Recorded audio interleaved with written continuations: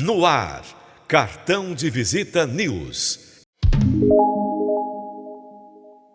Ter um banco na palma da mão é ter mais praticidade, é ser Digimais. Pagamentos, transferências, Pix, cartão de crédito, tudo pelo app. Faça mais por você. Banco Digimais, um banco para todos. Situada numa das áreas mais ricas e importantes do estado de São Paulo, com população de quase 3 milhões de habitantes, a região de Ribeirão Preto se destaca em termos socioeconômicos, de qualidade de vida e de localização estratégica. É um polo tecnológico e industrial, centro de negócios e está entre os maiores PIBs do Brasil. O setor de comércios e serviços representa mais de 80% da economia regional, uma economia pujante. Além disso, a região tem forte presença no agronegócio, é referência em saúde, ensino, pesquisa, cultura, empreendedorismo e inovação. É uma região em constante desenvolvimento, em que vale a pena investir. E o Grupo Pereira Alvim se orgulha de estar contribuindo para isso. Com sede em Ribeirão Preto, o Grupo Pereira Alvim conta com 29 anos de credibilidade, atuando também em toda a região, no setor da construção civil, hotelaria, gastronomia, espaços de negócios e eventos. Com o conhecimento do mercado em que atua e sintonizado com o futuro, o Grupo Pereira Alvim coloca ao alcance do público projetos inovadores que resultam em investimentos seguros, valorizando cada metro quadrado onde se faz presente. Conheça agora nosso novo projeto.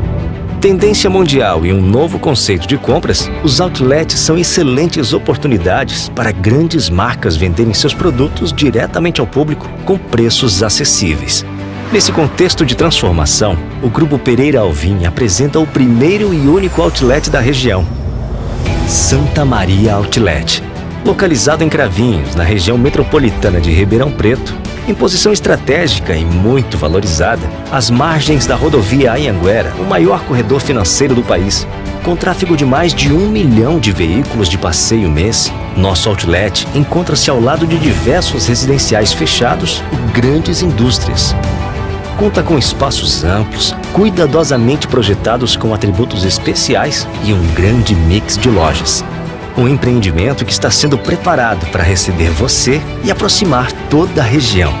Um verdadeiro ponto de encontro, com entretenimento, conectividade, grandes marcas e muita valorização. Além de gerar mais de 1.000 empregos diretos. Traga sua empresa para a principal rota econômica da região. Não perca tempo. O futuro está à sua frente. O Santa Maria Outlet espera por você.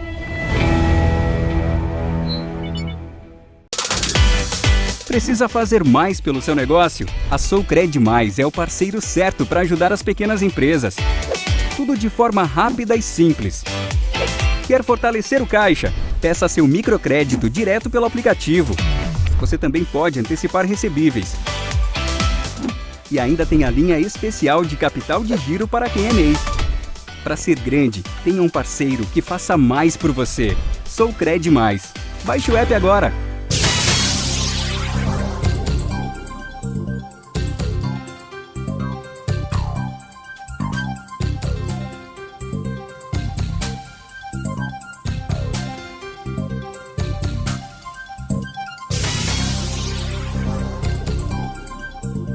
Informação de qualidade.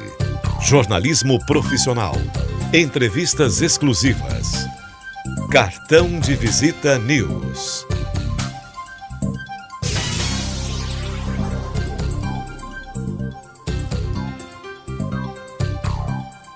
Cartão de Visita News, com Zacarias Pagnanelli.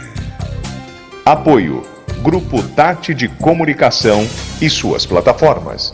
Olá! Olá! Viu? Que magistrada e que índia bonita, hein? Pois é. Sempre no meio dos índios, que bom, hein? Deixa eu dar uma fechada aqui, depois eu vou abrindo de vez em quando. Obrigado por ter aceitado. Eu sei que você trabalha muito aí, você tem muita história para contar. Já contou há 2 anos atrás. A gente não estava com com essa tecnologia, doutora, que agora a gente vai para a televisão, nós vamos para 22 portais de notícia, vai para o cartão de visita News R7, e obrigado pelo prestígio aqui, sempre com a gente. Eu estou aqui com a doutora... Zaca, tá aqui com você mais uma vez no cartão de visita News, viu? É sempre um prazer compartilhar um pouquinho da minha experiência, né? Eu quero dizer para quem está nos assistindo que ela manda aprender e manda soltar, mas ela é índia também, viu? Ela vai contar um pouco disso daí. Eu estou aqui com a doutora Andréa Jane Silva de Medeiros. Ela é paraitinense, graduou-se em Direito pela Universidade Federal do Amazonas em 1994, especialista em Direito Penal e Processo Penal pela Universidade Federal do Amazonas e em Direito Eleitoral pela Universidade do Estado do Amazonas. E Escola Judiciária Eleitoral, mestranda em Função Social do Direito da Faculdade Autônoma do Direito, FADISP. Depois você explica tudo direitinho para a gente o que significa. Ingressou na magistratura amazonense em 1998, atuou como juíza de primeira instância no interior do Amazonas por 13 anos, na comarca de São Paulo, de Olivença, nunca ouvi falar dessa cidade. Benjamin Constant, isso sim, Juruá e Urucurituba, onde exerceu, acumulou, né, as funções eleitorais. Promovida em 2011 por merecimento como titular da 5ª Vara Criminal de Manaus, ano em que foi eleita membro da turma recursal dos Juizados Especiais, mandato 2011-2015. 2014, foi nomeada membro do juizado do torcedor. Depois isso também é um negócio que você tem que explicar para a gente o que significa. Criado pelo CNJ com o apoio da FIFA para a Copa do Mundo em 2014. No ano de 2015, presidiu a primeira audiência de custódia em Manaus, com a presença do então presidente do STF, ministro Ricardo Lewandowski. Em 2018, atuou como titular da primeira zona eleitoral, sendo nomeada juíza da fiscalização da propaganda eleitoral. Hoje, permanece titular da 5ª Vara Criminal da Comarca de Manaus e ocupa o cargo de juíza coordenadora das audiências de custódia do Amazonas e integra o grupo permanente de monitoramento e fiscalização do sistema carcerário, pesquisadora de direitos políticos dos povos indígenas, uma das coordenadoras do projeto de tradução dos cartazes informativos do CNJ sobre audiência de custódia para línguas indígenas Ticunã, Matiz, Marubo, Canamari e coordenador executivo do projeto de tradução da Constituição Federal para a língua indígena Iengatu. Você percebeu que de 2 anos para cá eu melhorei muito, hein? Melhorei muito, hein? A gente vai melhorando, vai criando maturidade, é difícil. Deixa eu te perguntar, eu queria que você contasse primeiro o seguinte. Então, aqui já está aqui teu discurso de como você começou. Mas eu queria que você contasse de novo, até para relembrar, essa questão eleitoral, que eu sei que você andou pegando avião para ir para a cidade não sei de onde, para poder fiscalizar e até dar orientação jurídica e tal. Quero que você conte um pouco essas histórias que são super interessantes. Depois nós vamos falar desse jeitinho índio que você tem. Zaca, judicar no Amazonas, no interior do Amazonas, a gente tem sempre desafios. Você imagina, as nossas pradas são os nossos rios. E o Amazonas é um estado gigante. Então, às vezes, é impossível nós irmos de barco, utilizando as nossas estradas, porque levaria 15, 16 dias. Então, assim, a gente chega num avião maior até numa cidade mais próxima e de lá é sempre aviãozinho, monomotor, bimotor, mas a gente sempre está voando por sobre a nossa floresta. E no ano de 2020, eu fui designada para presidir a eleição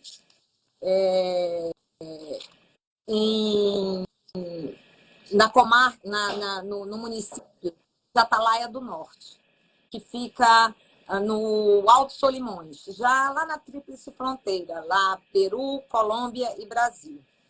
E lá nós estávamos numa pandemia, né, 2020, setembro, houve até a mudança da data eleitoral por conta da pandemia. E quando eu cheguei lá, Zaca, eu me deparei com a TI, a Terra Indígena Vale do Javari, que estava com todo um protocolo e uma proteção para aqueles povos que são menos resistentes, né? Tem um sistema imunológico mais frágil do que o nosso. E me deparei como é que se vai fazer uma campanha eleitoral dentro da terra indígena sem que nós não colocássemos aí em risco aqueles povos, né? No Vale do Javari, nós contamos com 6 povos diferentes indígenas, fora aqueles povos que nós não temos ainda grande conhecimento. O Vale do Javari é também onde fica o maior número de população indígena com nenhum contato, né, com o nosso tipo de sociedade. Então, eu tive ali aquele desafio de proteger aqueles povos. E eu acabei criando ali, junto com todas as instituições, FUNAI, Prefeitura Municipal de Atalaia do Norte, a Univarja, que é a União dos Povos Indígenas do Vale do Javari, uma instituição, e Câmara Municipal, e nós criamos um protocolo. Né? Nesse protocolo tinha todos aqueles itens de todos os protocolos, só entra lá vacinado, de máscara, com aqueles dias que a gente colocava né, a pessoa ali de proteção e não muito contato, mas isso não seria suficiente, porque eu não teria como fiscalizar quem iria fazer propaganda eleitoral ali dentro daquela área. Foi quando, dentro do protocolo, nós fechamos que a propaganda eleitoral para aquela área seria feito via rede rádio. Sabe o que é rede rádio? É o câmbio. Então, foi assim. Então, era uma eleição municipal, nós tínhamos 3 candidatos a prefeito lá, e nós fizemos, então, a propaganda eleitoral com mais 3 inserções de cada candidato para se apresentar ali para aquelas comunidades indígenas, mas, óbvio, dentro do Vale do Javari, nós temos pelo menos 7 línguas. E 3 línguas realmente bem mais, com bem mais falantes. Mas, então, o que nós tivemos que fazer? Colocar os tradutores. Então, o prefeito falava 10 minutos e cada tradutor tinha 10 minutos. Então, nós tínhamos uma tradução da propaganda do candidato se apresentando para Matiz, Marubo e Canamari. Então, assim, foi uma experiência maravilhosa, mas que funcionou. Agora essa questão da língua tem alguma coisa a ver com que teve uma decisão no Supremo Tribunal Federal, a Constituição ganha uma primeira tradução para a língua indígena? Tem alguma coisa a ver? O que tem a ver? Qual que é essa relação? São projetos diferentes. Tá? Então você vai chegar lá, vamos lá. Foi tudo um percurso que a gente foi trilhando. E assim, no resultado dessa eleição de 2020, nós tivemos... Foi um resultado positivo, não se noticiou nem uma contaminação pela Covid dentro da terra indígena Vale do Javari, por conta da eleição municipal ali. E é claro, assim, para nós fazermos a distribuição das urnas dentro daquelas comunidades, eram 5 comunidades, nós tivemos todo um apoio do Exército Brasileiro através do TRE, né, Amazonas, e do TSE. Então, eram aqueles helicópteros Black Hawk, aquela coisa de filme, assim. E você chegava no meio da floresta e descia ali. O helicóptero sequer pousava, ele ficava ali flutuando ali a 1 metro do chão. Então, aí um técnico de urna, com a urna na mão, e pulava do helicóptero, e, do mesmo jeito, um policial militar, para ele não ir sozinho. E eles estavam todos vacinados, todos testados, e feito aquele protocolo de distanciamento. E engraçado, vou só contar um fato engraçado. Numa dessas aldeias, quando nós chegamos lá, estava chovendo muito. E no lugar que os indígenas tinham colocado para a gente pousar, que era para pousar não, para ficar, para pousar, que era um lugar seguro de proteção ali para aquela área das residências dele, não tinha como a gente ficar ali, porque era muita lama, e a lama ia subir com o vento do helicóptero, né? E nós acabamos tendo que fazer essa modificação de plano e pousar num lugar mais próximo.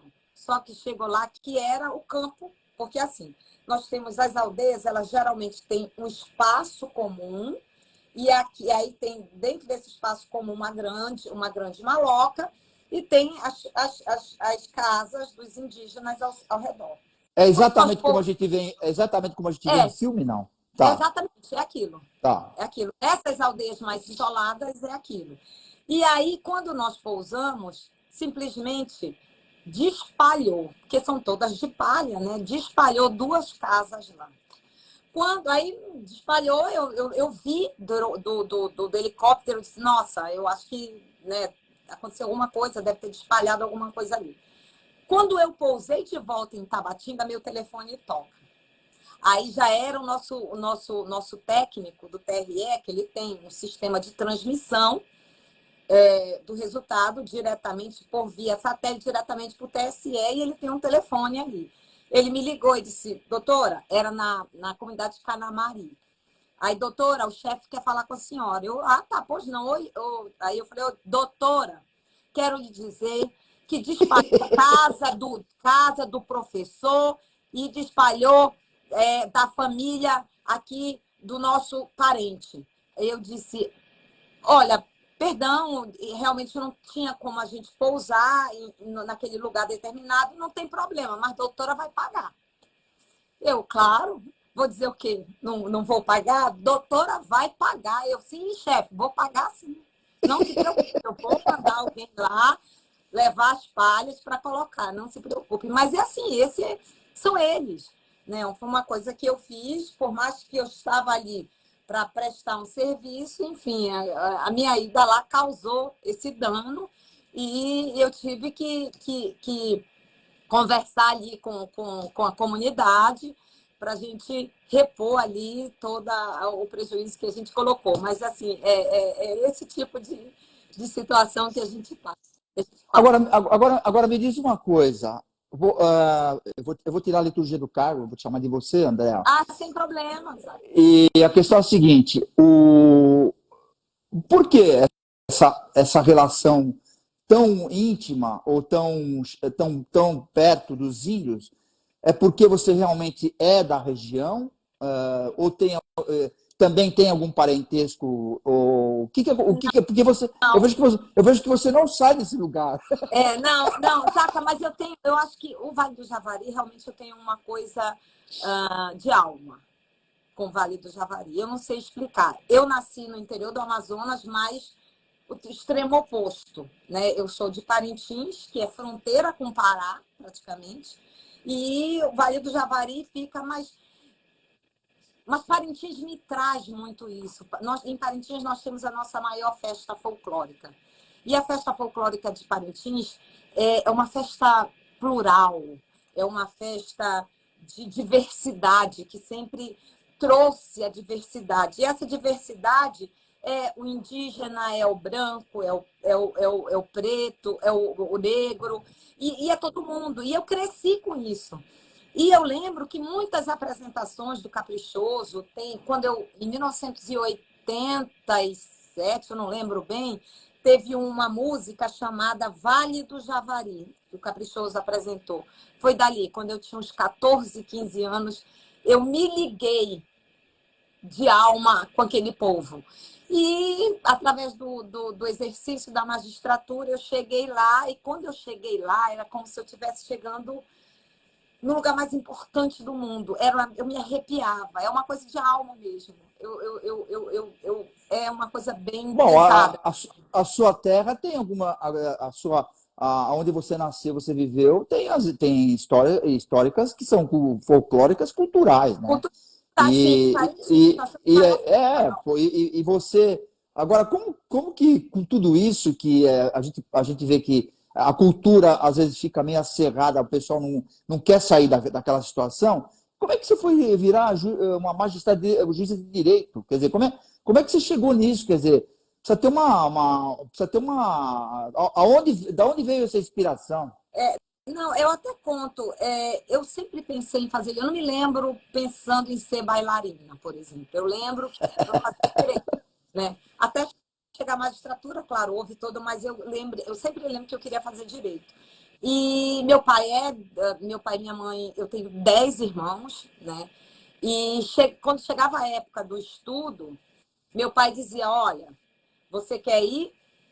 Nós temos aí, meus irmãos mais velhos iam para Belém, a cultura parintinense era muito ligada ao Pará, nos anos 70, 80 para trás, e de 80 para frente já foi mais ligada a Manaus, depois da Zona Franca e tal, porque Belém era mais desenvolvido. Então, Belém tinha mais faculdade. Então, meus irmãos mais velhos chegaram aí para Belém, mas aí eu já sou uma das mais novas, aí a opção era Manaus. E eu fui uma das primeiras que veio para fazer o segundo grau em Manaus, porque até então a gente terminava o segundo grau no interior, em Parintins, e vinha tentar o vestibular aqui, fazer pré-vestibular para tentar o vestibular. Mas eu, já uma das mais novas, eu já tinha irmã morando em Manaus, aí meu pai disse: você quer ir fazer, na época, o segundo grau? Eu falei: quero. Aí eu vim para uma escola de religiosa, de freira, e assim, uma educação bem mais avançada do que eu estava acostumada lá em Parintins. Então, assim, tive que estudar bastante, mas, assim, tudo foi válido, porque na época nós tínhamos uma única faculdade, uma universidade que tinha direito em Manaus, que era a Universidade Federal do Amazonas. Então, eram aquelas 45 vagas, você tinha que passar naquelas 45 vagas. E assim, esforço, estudo e passei. Aí dentro da faculdade foi que aí você foi descobrir, né, o que é o exercício da advocacia, da magistratura, procuradoria, defensoria, e a partir daí você começa a se identificar e escolher um caminho e estudar para conseguir aquele seu sonho. E foi isso que aconteceu comigo. Agora, nesse meio tempo, uma coisa que se fala muito hoje, né, e que é combativa hoje, quando a gente falaria assim, você, em algum momento, até chegar, houve algum tipo de discriminação por ser lá da sua terra e tal, que você teve que sair de lá para estudar? Houve ou não? Você Assim, percebe? Ou é a questão da relação, não discriminação, mas era uma cultura bem diferente? Não, sim, assim, quando eu cheguei em Manaus, eu tinha 15 anos. E fui para um colégio de freira, um colégio particular, onde estava a elite de Manaus. É lógico que quando você chega aqui no interior, você sempre chega e tem aquele baque. Então, você fica meio deslocado. Então, isso a gente passa, não tem jeito. Não tem, até você se colocar, se situar e se mostrar. Então, assim, é uma dificuldade. Bom, Assim, várias vezes, eu perguntar assim: meu Deus, o que eu estou fazendo aqui? Eu vou voltar para casa do meu pai e da minha mãe, né? Eu passei por isso também. Eu era de São Paulo e fui adolescente para o interior de São Paulo.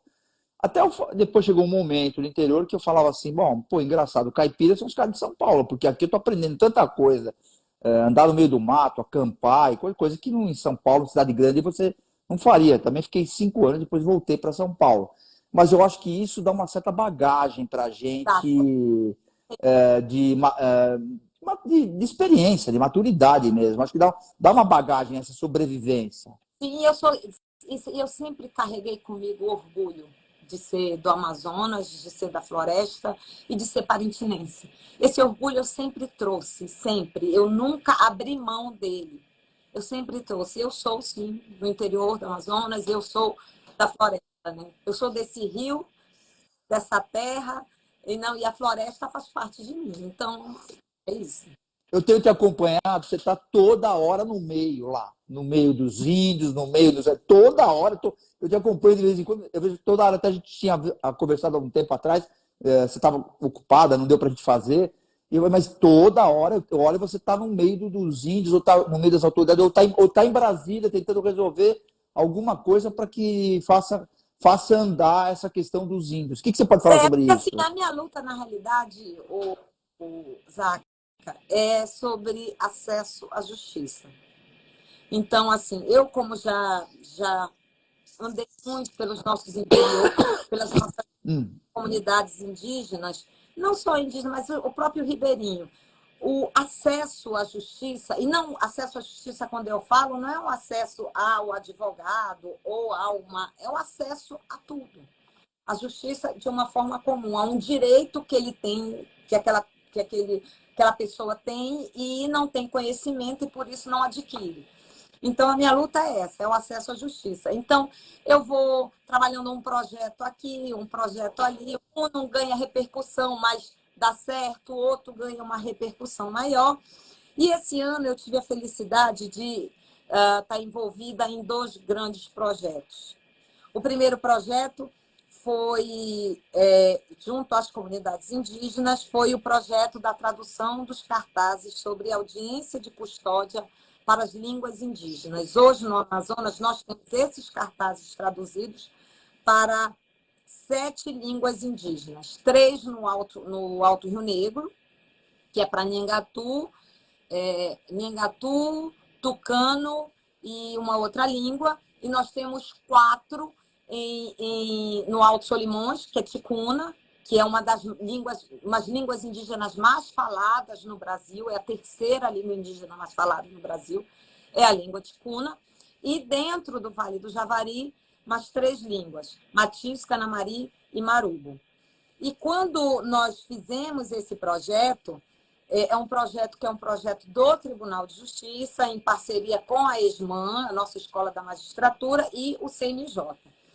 Quando nós fizemos esse projeto, que nós apresentamos ao CNJ, o CNJ, poxa, legal, vamos fazer, e o CNJ disse, olha, nós vamos até lá para lançar esses cartazes. Ai, que maravilha, fiquei super feliz. E daqui a pouco chegou e disse, olha, a ministra Rosa quer ir, e ela quer visitar uma comunidade indígena. Eu falei, olha, é para já. Trazer a presidente do Supremo, isso nunca tinha acontecido.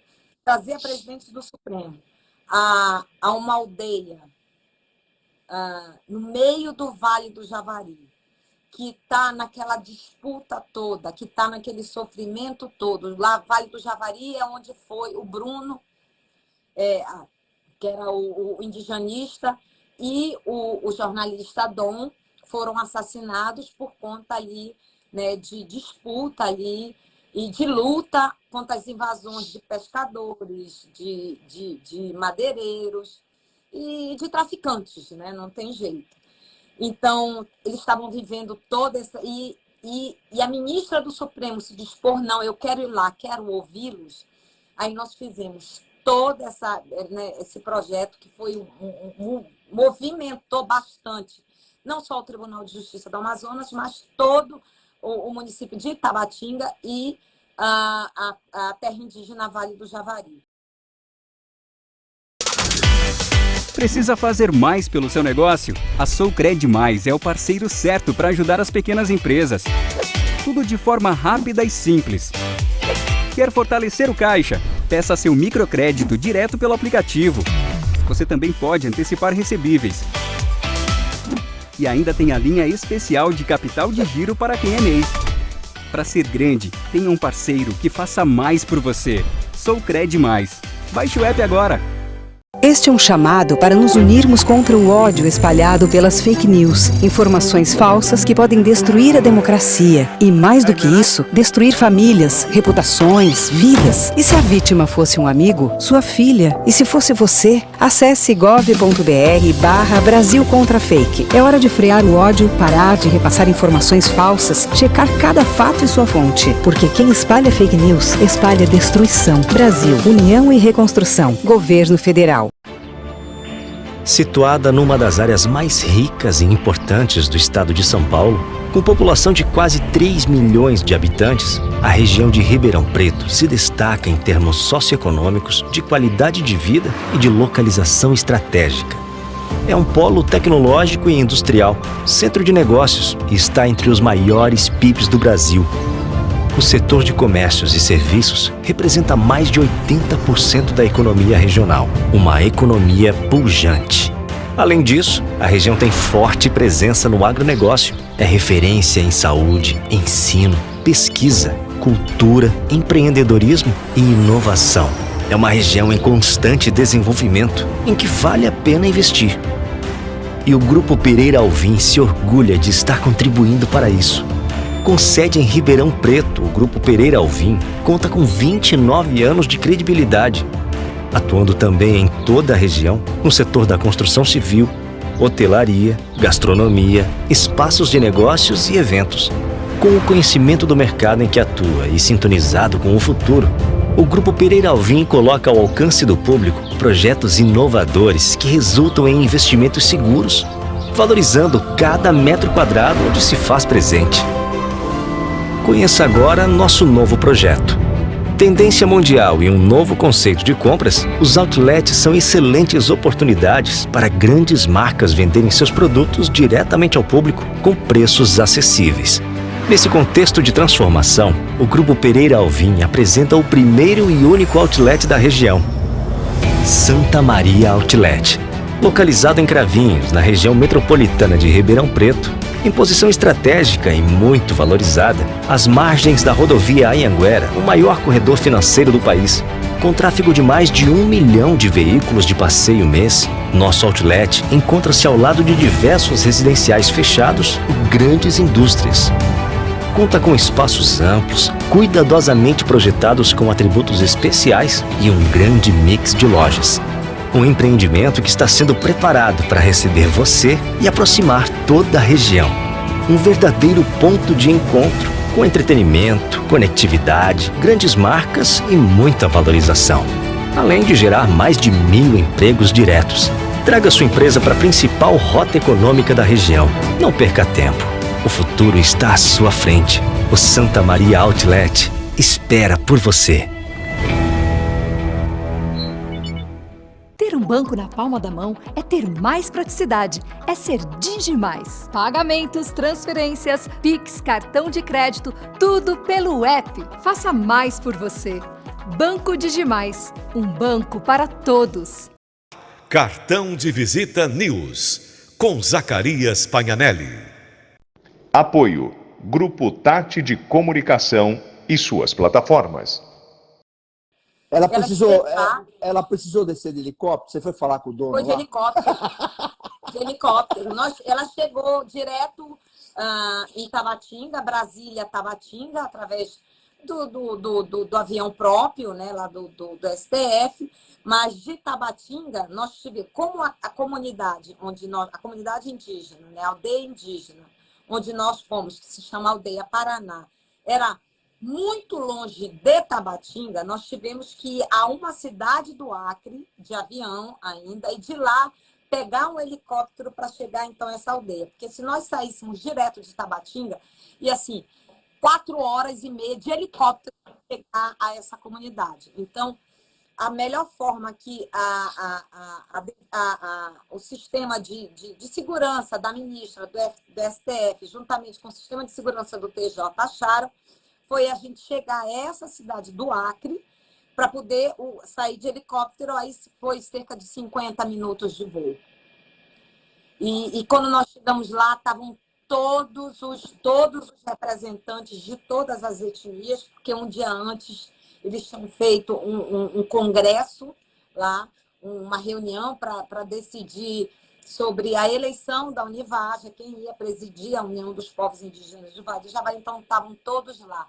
E a ministra chegou lá, nós fizemos o lançamento dos cartazes, eles leram os cartazes, entenderam os cartazes, e a ministra foi ali com um propósito, que foi, eu acho que eu me emocionei lá, foi o propósito da escuta. Então, ela não foi lá para falar, ela foi lá para escutar. e ela ouviu cada um na sua língua, com o tradutor, né? Aí sempre tinha um tradutor que traduzia ali para todo mundo. Estava a presidente estava a ministra Rosa Weber, estava o ministro Luiz Felipe, estava a presidente do nosso tribunal, a desembargadora presidente do tribunal, estava a outra desembargadora, a desembargadora Luísa Cristina, estava o desembargador Pascarelli, que é o diretor da ISMAN, que é nosso parceiro nesse projeto. Então, tinha todo um staff lá. E assim, foi muito emocionante.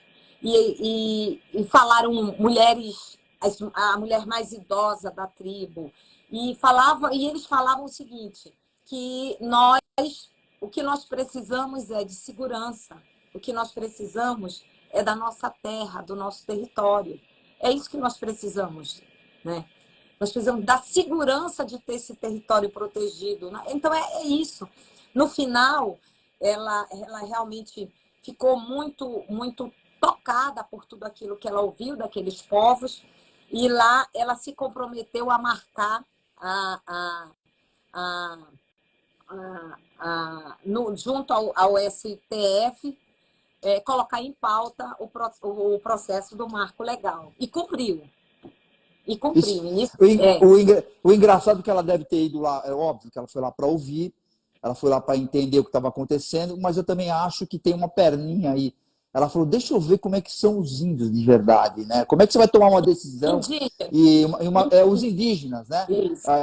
Como é que você vai ter, como é que você vai ter uma convicção de uma mudança ou de alguma coisa que seja tão importante culturalmente para o Brasil, para o mundo até, se eu não conheço também? Eu acho que foi uma questão também de troca de prestígio, sabe? Troca de prestígio. E a ministra foi de uma sensibilidade. Ela é muito, uma pessoa muito sensível, realmente, às causas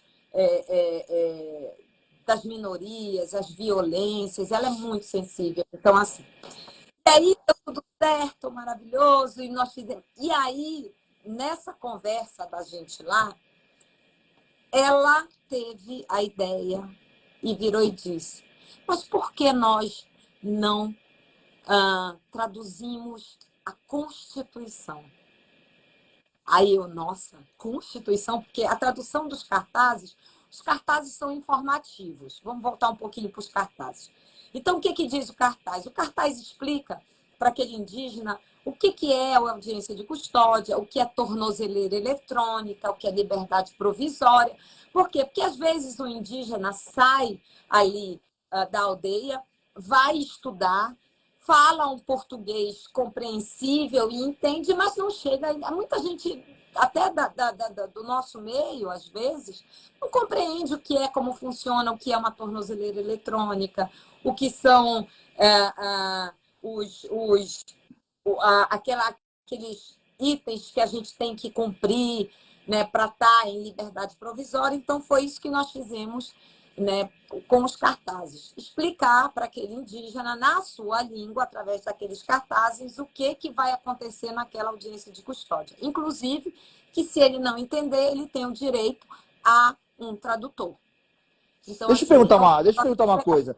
Você está falando muito sobre audiência de custódia. A gente já conversou, não sei se foi uma vez relacionado a isso que você acha de audiência de custódia, mas por que se fala muito do povo indígena a audiência de custódia? Porque existe muito problema relacionado Nós temos, por exemplo, municípios que 80% a população é indígena. Sim, então, entendi.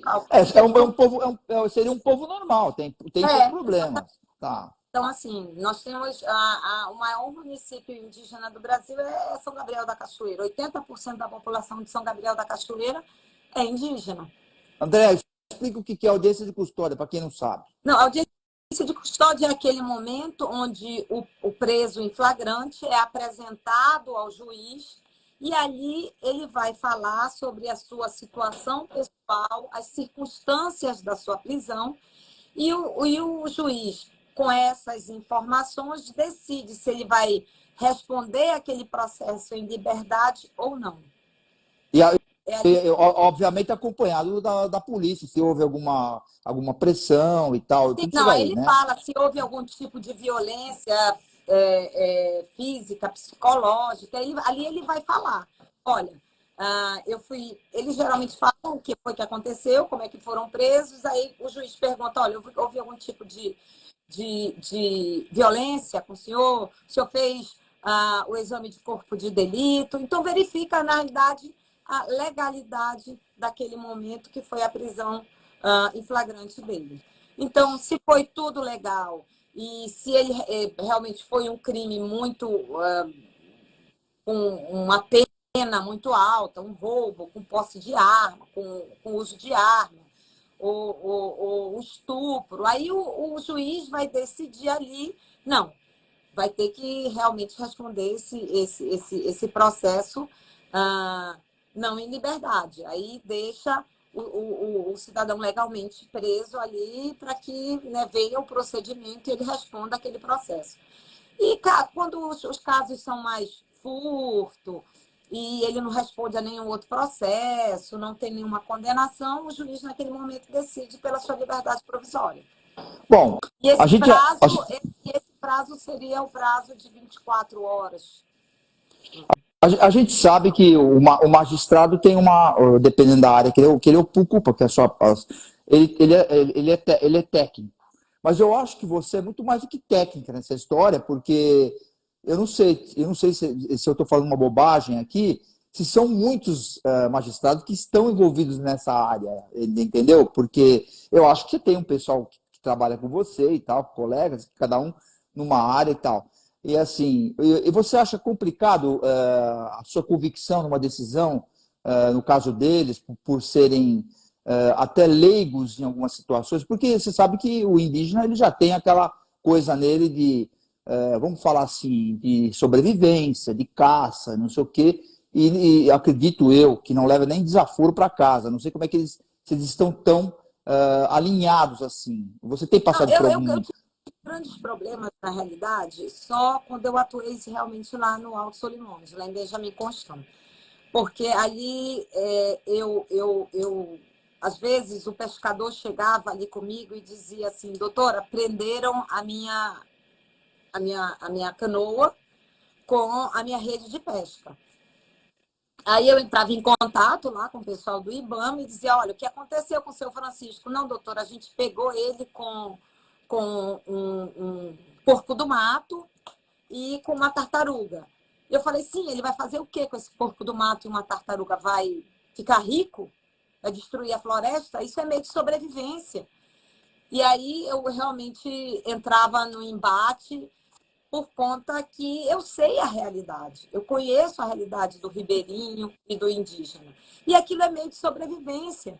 Pode ser que aquele porco ele fosse comer ou trocar, ou pegar aquele quelônio, aquela tartaruga, e trocar por um outro produto. Esse é o meio de sobrevivência. Não dá para as entidades chegarem lá e fazerem esse tipo de fiscalização enquanto está passando lá na frente um barco de pesca com quilos e quilos de peixe liso. Entendeu? Então, assim, eu tive alguns embates sempre a favor do ribeirinho e do indígena lá.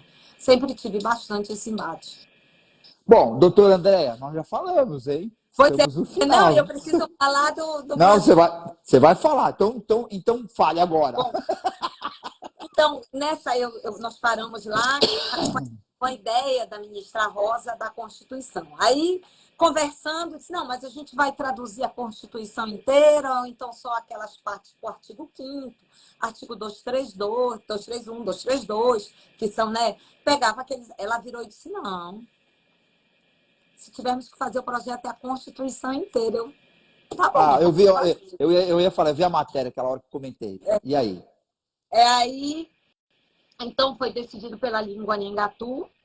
Nhengatu, que é uma língua que é falada por povos que habitam do Alto Rio Negro, que é lá em São Gabriel da Cachoeira, passa pelo Médio Tapajós, que é o povo Baré, pelo médio Amazonas, que é o povo Baré, vai até o médio Tapajós, que é um outro povo que também ali fala em Engatu. E Engatu, se você sabe, não é uma língua originária. Foi uma língua que foi criada pelos jesuítas para uma comunicação maior entre os índios. Porque cada um falava... Imagina, hoje nós temos cerca de 247 línguas indígenas faladas no Brasil. Imagina em 1520, 1530, eram centenas de línguas. Então, eles criaram. E na realidade, a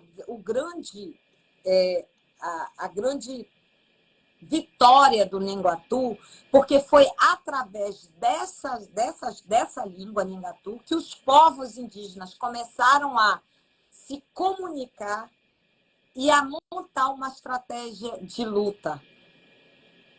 Porque cada um falava uma língua, ninguém se entendia, e eles tinham os problemas entre eles, também os povos, um povo indígena com outro povo indígena, mas o Nengatu ali foi o elo de ligação desses povos indígenas, principalmente aqui da Amazônia, que fez com que começasse a luta e resistência dos povos indígenas que nós temos até hoje, que começou lá e até hoje nós temos. Os povos indígenas do Brasil uma história de luta e resistência que é uma coisa memorável. Né? Bom, tudo isso que você falou, que você comentou, nós vamos voltar num outro assunto, inclusive foi reconhecido internacionalmente, saiu no Guardian, na revista, essa decisão, inclusive, da ministra, que foi super interessante. Eu acho que para você foi um grande prestígio aí dela aí também, para os indígenas também, né? Ela então... foi, e dessa vez visitou uma aldeia Yanomami. É uma coisa que se fala muito e tal. Ó, eu vou te fazer a última pergunta e vou ter que encerrar literalmente, porque nós estamos no Grupo Tático de Comunicação. Né? Vamos lá, manda aí. Nós estamos no Grupo Tático de Comunicação, suas multiplataformas, no cartão de visita News R7, Rede Brasil, televisão, tudo estará hospedado e no Grupo Tático estará TV local e net. Bom, aqui está a obra, a Constituição em Engatu. Aqui está, essa tradução seria a Constituição Federal do Brasil, que seria a lei maior que todos devemos seguir, né? E é a primeira vez que isso acontece, né, no Brasil.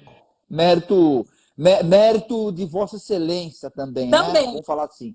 Porque isso tudo, claro, não dá para fazer um trabalho desse, uma obra dessa. Então, nós temos CNJ, Supremo Tribunal Federal, Tribunal de Justiça do Estado do Amazonas, então todos esses órgãos envolvidos para sair uma obra dessa.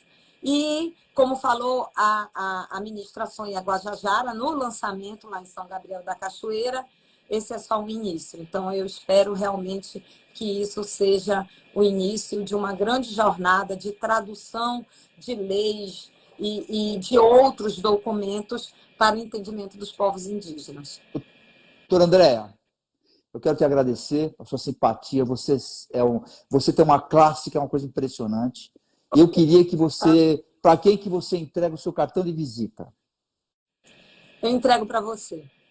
Porque eu estava conversando, o Zaca, e explicando o que era o cartão de visitas para alguns amigos. Eu disse, olha, é uma porta aberta que o judiciário tem para falar sobre as experiências, porque eu acompanho sempre, eu assisti a da colega Érica sobre o Fonaju, então, assim, eu entrego para você, porque é muito fácil a magistratura levar a pedrada, entendeu? É muito fácil você chegar num canal e ali comentar sobre a decisão do juiz ou a decisão do Supremo sabe, e tacar pedra.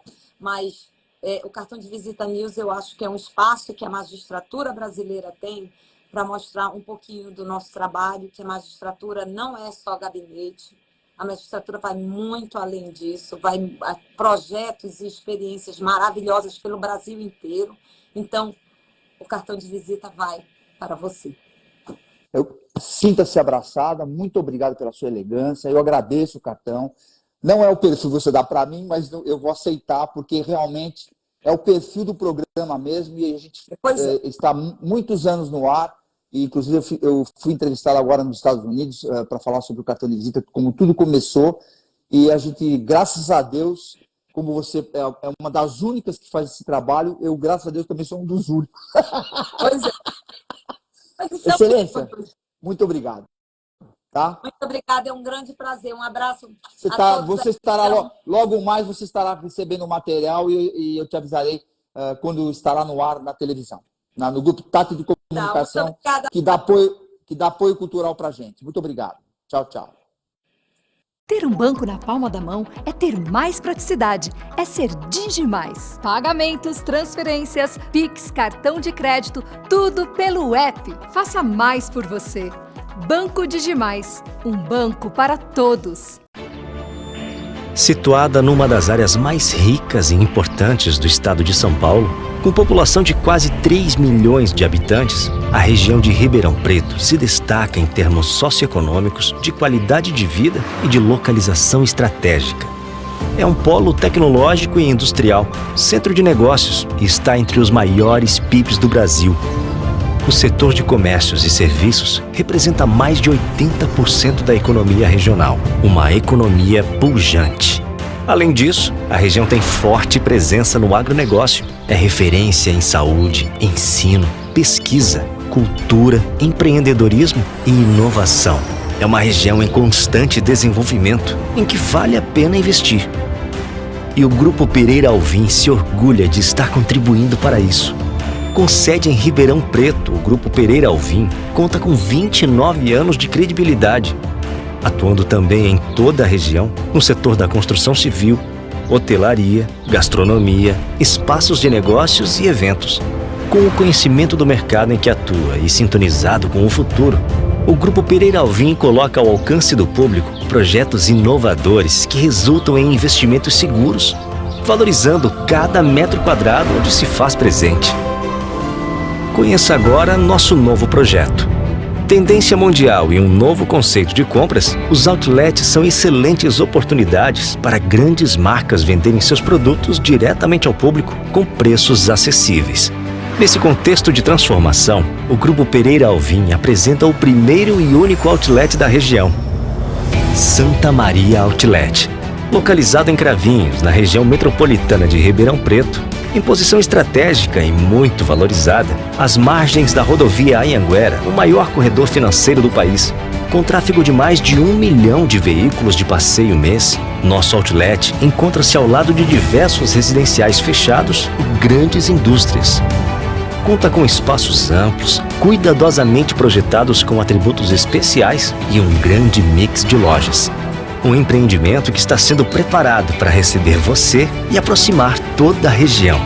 Um verdadeiro ponto de encontro, com entretenimento, conectividade, grandes marcas e muita valorização. Além de gerar mais de 1.000 empregos diretos. Traga sua empresa para a principal rota econômica da região. Não perca tempo. O futuro está à sua frente. O Santa Maria Outlet espera por você.